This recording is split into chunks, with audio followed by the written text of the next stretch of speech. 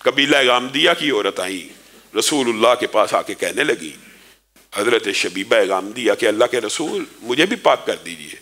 تجھے کیا ہوا؟ میں وہی تو ہوں کہ جس کے ساتھ مائز کا معاملہ ہوا تھا، میں وہی تو ہوں.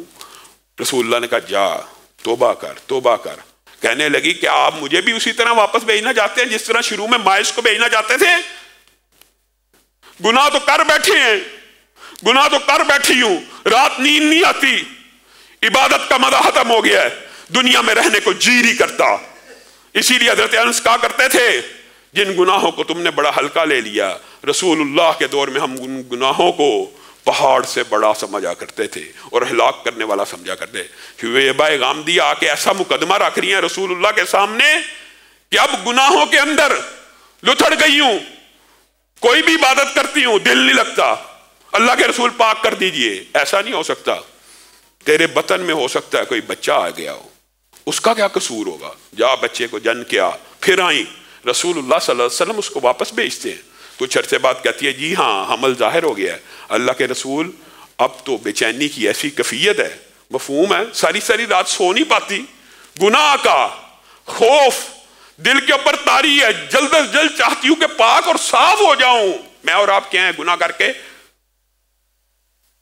حدیث کے مصداق ہیں کہ بندہ مومن کسی گناہ کو اتنا بڑا سمجھتا ہے کہ جیسے اس کے اوپر پہاڑ گرنے لگا ہے، اور بندہ فاسق و فاجر بڑے سے بڑے گناہ کو ایسے سمجھتا ہے ناک کے اوپر مکھی بیٹھی تھی اڑا دی بس. یہ شبیبہ غامدیہ پھر آئیں رسول اللہ نے کہا جب تک بچہ پیدا نہیں ہوگا سزا نہیں لگ سکتی. بچہ پیدا ہو گیا اسی دن آ گئی اللہ کے رسول پاک کر دیجئے، اب تو پاک کر دیجئے. ماہ و شب بیت گئے، گناہ کی ندامت دل سے نہیں جاتی. رسول اللہ نے کہا اس بچے کا کیا قصور ہے، اس کو کون پالے گا، جا اس کو پال پوس، جس وقت یہ روٹی کھانا شروع کر دے گا ہم تیرے اوپر حد کو نافذ کر دیں گے. اس عورت کی گناہ کے اوپر ندامت اور توبہ کی کیفیت ایسی تھی کہ 6 ماہ کا بچہ نہیں تھا، روٹی کھاتا ہوا آیا رسول اللہ کی بارگاہ میں پیش کر دیا، اب تو پاک کر دیجئے. رسول اللہ صلی اللہ علیہ وسلم نے صحابہ کو کہا اس کو پاک کر دو، اس کو رجم کی سزا دے دو. پتھر مارے گئے، ایک پتھر ماتھے پہ لگا، خون کا فوارہ نکلا، حضرت خالد ابن ولید کے کپڑوں کو تر کر گیا. تو خالد کے منہ سے انسانی فطرت کے تحت یہ الفاظ نکل گئے ناپاک عورت، بری عورت، جاتے جاتے میرے کپڑوں کو بھی ناپاک کر گئی ہے.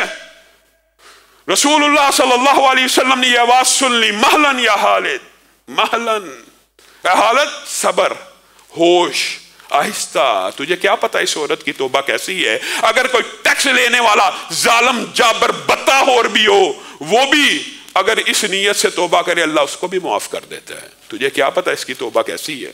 آپ اور میں یہ سمجھتے ہیں کہ اتنا بڑا گناہ ہو گیا اب رب نے معاف نہیں کرنا. یہ شیطان کا اس سے بڑا مغالطہ اور وسوسہ ہے. شیطان تو چاہتا ہی یہ ہے کہ آپ رب کی دربار میں آئی نا. اور اللہ تعالیٰ کیا چاہتا ہے؟ اللہ تعالیٰ اپنے بندے سے توبہ چاہتا ہے، اور کس طرح چاہتا ہے؟ سبحان اللہ. حدیث میں جو الفاظ ہیں وہ بھی کتنے عظیم ہیں. گناہ تو کرے، گناہ میں کروں، چاہیے تجھے اور مجھے کہ ہم اپنے ہاتھوں کو پھیلا دیں کہ رب ہمیں معاف کر دے، معاف کر دے. لیکن حدیث کے الفاظ ہیں ان اللہ یبسط یدہ باللیل، ان اللہ یبسط یدہ باللیل لیتوب مسیء النہار وَإِنَّ اللَّهَ يَبْسُطُ يَدَهُ بِالنَّهَارِ لِيَتُوبَ مُسِيءُ اللَّيْلِ. ہر رات اللہ رب العزت اپنے ہاتھوں کو پھیلاتے ہیں. ہے کوئی توبہ کرنے والا؟ ہاتھ تجھے پھیلانے چاہیے. اور ہاتھ کون پھیلا رہا؟ اللہ. ان اللہ یبسط یدہ باللیل، اس لیے پھیلاتا ہے کہ سارے دن جو گناہ کیے تھے آ کے توبہ کر لے، تیرے گناہوں کو معاف کر دوں. اور پھر جب دن ہوتا ہے پھر اپنے ہاتھوں کو پھیلاتا ہے. اور اگر آپ غور کریں تو دنیا میں ہر وقت کہیں دن طلوع ہو رہا ہے اور کہیں رات ہو رہی ہے. گویا 24 گھنٹے رب کا یہ اعلان ہے کوئی جو معافی مانگنے والا آئے میں اس کے گناہوں کو معاف کر دوں حتی تطلع الشمس من مغربها.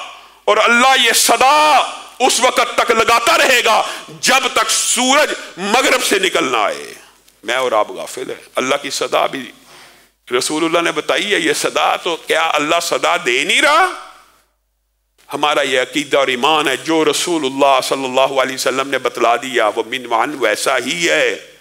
اور اللہ رب العزت اپنے بندے کی توبہ سے خوش ہوتے ہیں، اور کس طرح خوش ہوتے ہیں اس کی بھی جو مثال حدیث میں بیان کی ہے وہ عجیب ہے، عجیب۔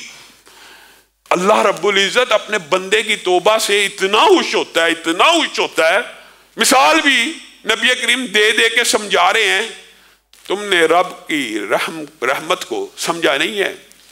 وہ رب جس نے ایک حصہ رحمت دنیا پہ اتارا، اس حصہ رحمت کی وجہ سے ماں بیٹے سے محبت کرتی ہے، بھائی بھائی سے محبت کرتا ہے، میاں بیوی آپس میں محبت کرتے ہیں، اولاد والدین سے محبت کرتی ہے، درندے پرندے چرند پرند ہر چیز اپنی اولاد سے محبت کرتی ہے، اس ایک حصہ رحمت سے، اور اس ایک حصہ رحمت کے اندر رحمت للعالمین حضرت محمد الرسول اللہ صلی اللہ علیہ وسلم کی رحمت بھی شامل ہے۔ اور باقی 99 حصے اللہ رب العزت نے رحمت کے کہاں رکھے ہوئے ہیں؟ اپنے پاس۔ کس لیے؟ اپنے اور بندوں کے مابین معاملہ کرنے کے لیے، کہ کل قیامت کا دن آئے گا، یہ 99 حصے رحمت کے اس دن کام میں آئیں گے تاکہ بندوں کو جنت میں داخل کیا جا سکے، جہنم میں نہیں، جنت میں داخل کیا جا سکے۔ ایک حصہ رحمت سے دنیا کی ساری محبتیں چل رہی ہیں، ساری محبتیں ایک حصہ رحمت سے ہے۔ وہ 99 حصے اپنے پاس رکھ کے اپنے بندوں کے ساتھ اپنی محبت کا اظہار کا اعلان بھی کر رہا ہے۔ ہاں جو نافرمان ہے پھر وہ نافرمان ہے، رب تو کہہ رہا ہے آ جاؤ، اور یہ بھی کہہ رہا ہے رسول اللہ صلی اللہ علیہ وسلم کے ذریعے سے کہ تمہارا رب تمہاری توبہ سے لوٹ آنے سے اتنا خوش ہوتا ہے۔ رسول اللہ صلی اللہ علیہ وسلم نے فرمایا ایک بندہ صحرا میں گیا یا جنگل میں گیا، ساتھ ایک اونٹ ہے، ساتھ ایک سواری ہے، اس کے پر مال لدا ہوا ہے، وہ مال لدا ہوا ہے، اچانک وہ سواری کھو گئی، اب وہ اس سواری کو ڈھونڈ رہا ہے، تلاش کر رہا ہے، صحرا ہے، نہ پانی ہے نہ کھانا ہے۔ اب اس بندے نے تلاش کرتے کرتے دن بیت گئے، سواری نہ ملی، اب اس بندے کو یقین ہو گیا 100% کہ میں مرنے لگا ہوں۔ یہ نبی کریم صلی اللہ علیہ وسلم مثال دے رہے ہیں سمجھانے کے لیے، مخلوق کی مثال اللہ کے ساتھ نہیں ہے، لیکن خوشی کی وہ کیفیت جو رب کی ہوتی ہے جب بندہ توبہ کرتا ہے، وہ کیفیت کو بیان کرنا چاہتے ہیں۔ اس بندے کو اچانک اس موت کے عالم میں اپنی سواری واپس نظر آ گئی۔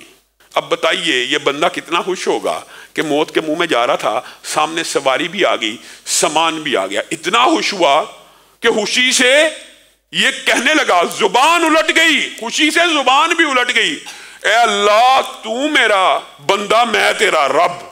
رسول اللہ صلی اللہ علیہ وسلم نے فرمایا یہ کیفیت جو بندے کے اوپر طاری ہوئی، اللہ کی قسم جب تم میں سے کوئی بندہ اپنے رب کے سامنے ہاتھوں کو پھیلاتا ہے تو اس کا رب اسی طرح خوش ہو جاتا ہے، خوش ہو جاتا ہے۔ آپ اور میں چاہے جتنے مرضی بڑے گناہ لے کے آئیں، اللہ رب العزت کی بارگاہ میں آ کے آنسوؤں کا نذرانہ پیش کریں، ہاتھوں کو اٹھا لیں، اللہ رب العزت ہمیں معاف کر دے، تو پھر یہ وہم وسوسہ شیطانی خیال دماغ میں نہیں رہنا چاہیے کہ اللہ نے معاف نہیں کیا۔ امید اسی سے، سوال اسی سے، مغفرت کی التجا اسی سے، پھر رب آسمان بھر کے مغفرت کے دروازے کھولے گا، زمین بھر کے گناہوں کو بھی معاف کر دے گا۔ اللہ رب العزت جو کہا گیا جو سنا گیا اس کو سمجھنے کی توفیق ہدایت فرمائے۔